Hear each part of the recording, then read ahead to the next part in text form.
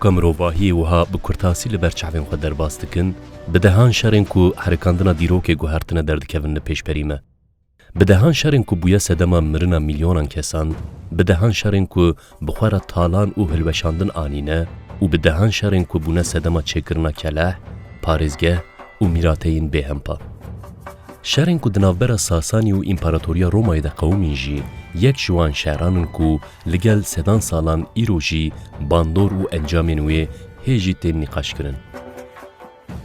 امپراتوریا روما و ساسانیان ج مصر حیا مزوپوتامیای ج کافکاسیای حیا کنستانتینوپولیسی دناف سینورکی مزنده لقادن شهر راستی هفدو هاتنه.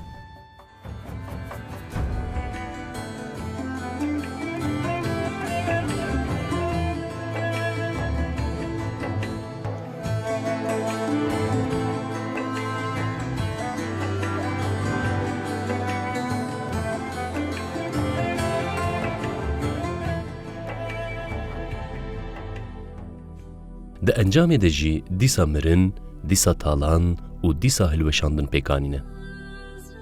لبله ینکو جوان شهران مانه نتنه اف بون.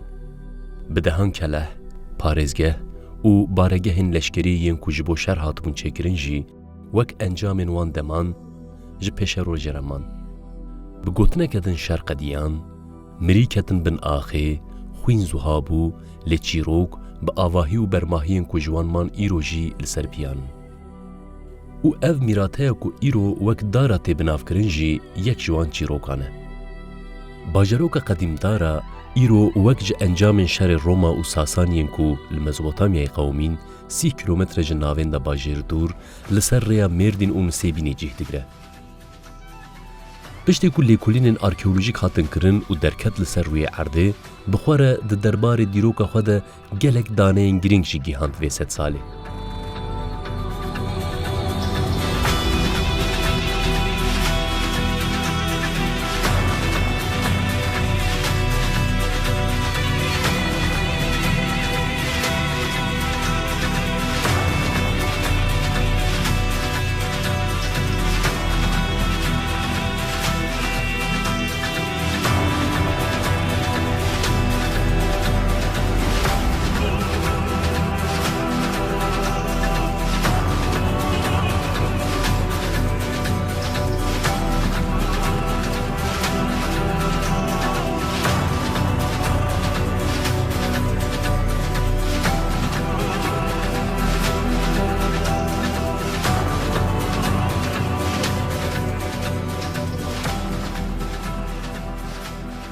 امپراتوریا رومای به فرمان امپراتور آناستاسیوس د سالین 530 و 507 ده لور دست به آواکرنا باجروککی کو وک بارگه که لشکری جی بکاربیند که.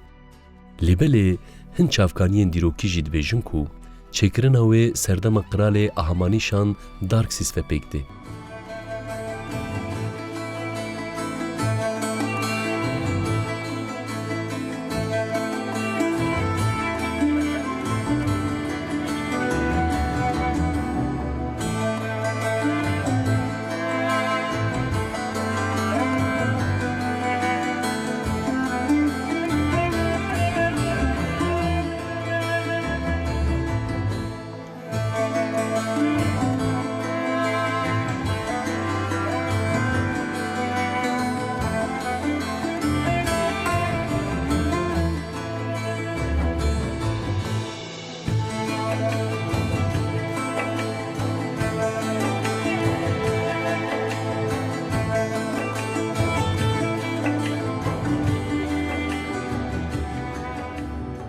دیسا دانه این درباره ناو دیروکاوی ده جبو ناوی ویجی دیروکناست بیجن کو ناوی دارای ج پایتخت داریوس داخاریایتی.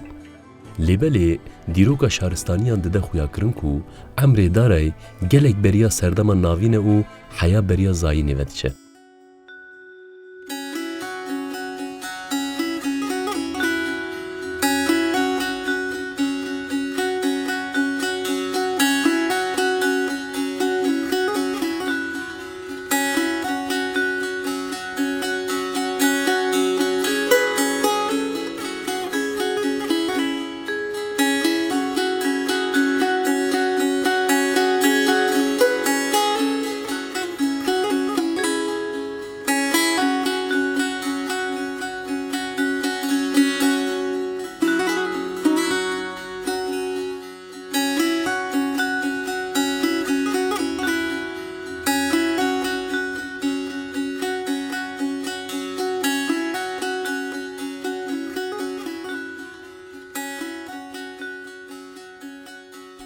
باجار لسر سینورکی برفره هاتیه ساز کرن.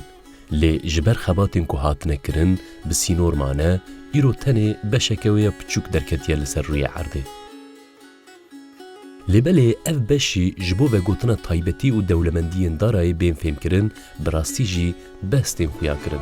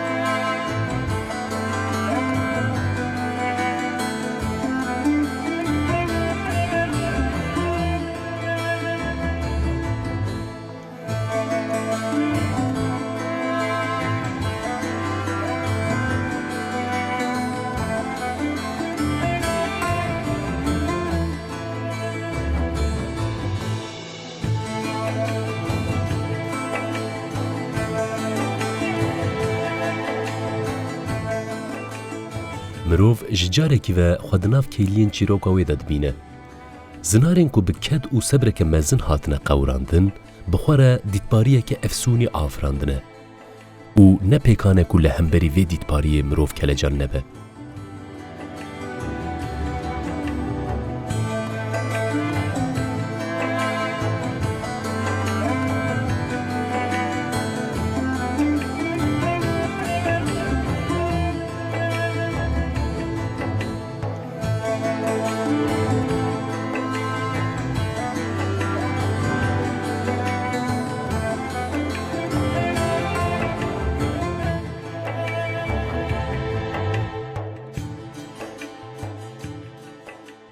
دارا di gelek warî de xwedî taybetmendiyên balkêşin.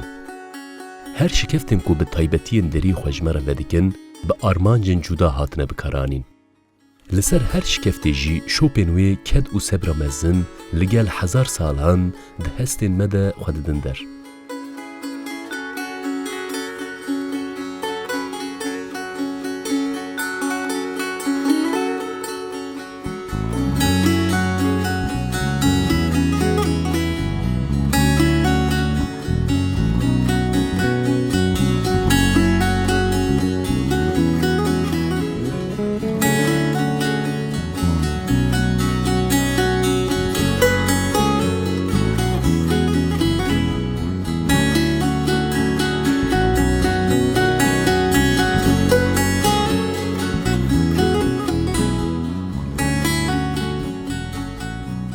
Ev şikeftên nepenî bi tevî bermahiyên din re di nav sînorê ku dîwarê wê îro rastî texrîbateke mezin hatiye cih digirin.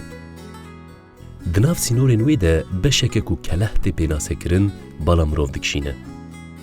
Ev beşa wê li ser girekî cih digire û ji vê girê re jî di warê çavdêriyê de derdor bi hêsanî tê xuya kirin.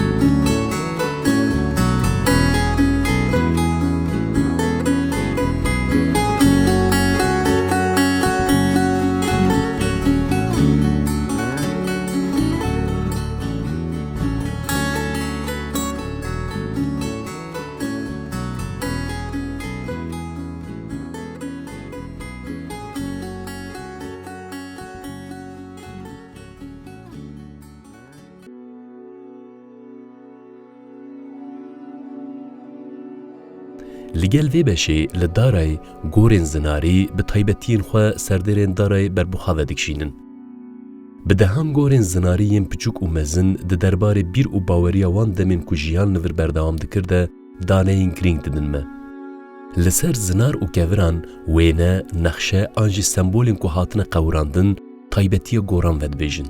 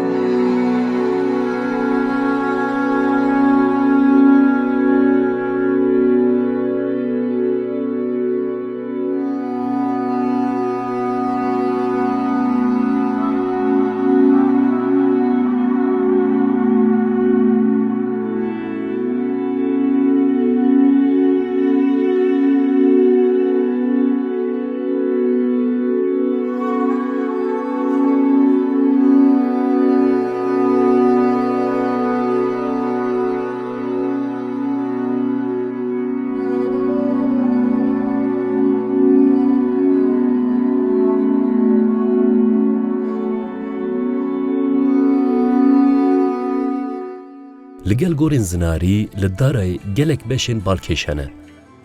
Dêr pir qenalên avê û sarnicê li gel rêwîtiya hezar salan xwe gihandine îro.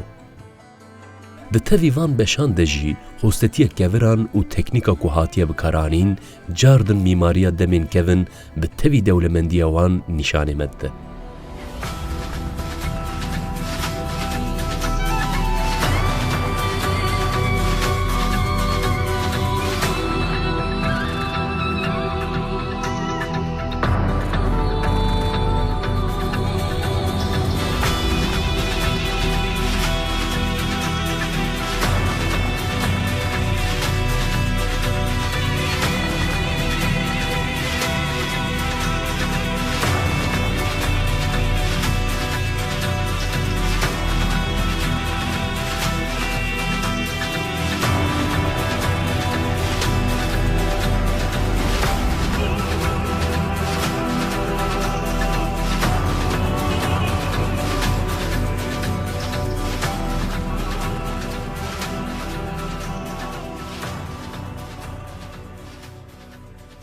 وەک میناک سارنجeyên avê ya ku di nav gel de wek zindan tên binavkirin, tevî mîmariya Romayê kêlî bi kêlî dide der.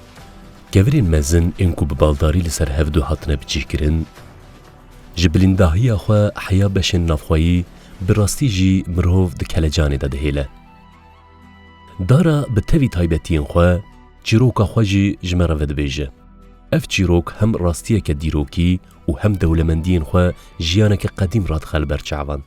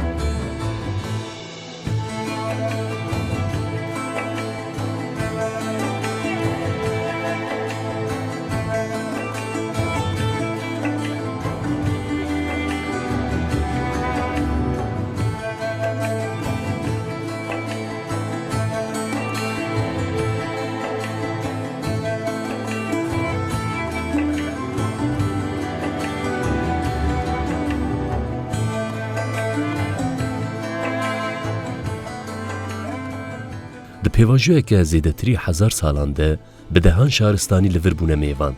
Dara jî di her kêliyên dîroka xwe de deriyê xwe ji wan re vekiriye û bi bîr û baweriya wan, bi çand û taybetiyên wan xwe rengîntir kiriye.